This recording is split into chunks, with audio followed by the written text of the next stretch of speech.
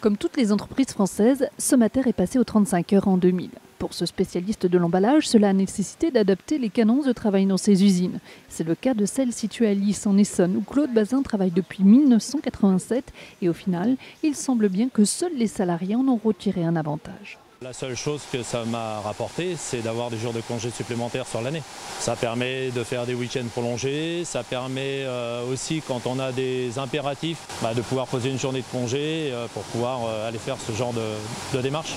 Mais dans cette usine où les 35 heures n'ont pas rimé avec de nouvelles machines plus performantes, il a bien fallu se résoudre à réduire la production. On arrête le vendredi à 12h30 pour une équipe. Pour l'équipe de l'après-midi, ils arrêtent à 19h. Et l'équipe de nuit, au lieu d'arrêter à 6h du matin, ils arrêtent à 1h30. Donc il y a eu moins de production entre 1h30 du matin et 6h le vendredi. Car l'usine ne pouvait pas non plus embaucher pour compenser le travail très spécifique non effectué. Dès que le poste devient avec de la compétence, qui est quasiment 98% des postes que nous avons, malheureusement il ne peut pas être remplacé au pied levé par un intérim le jour où le RTT va être posé, où la personne va partir en vacances.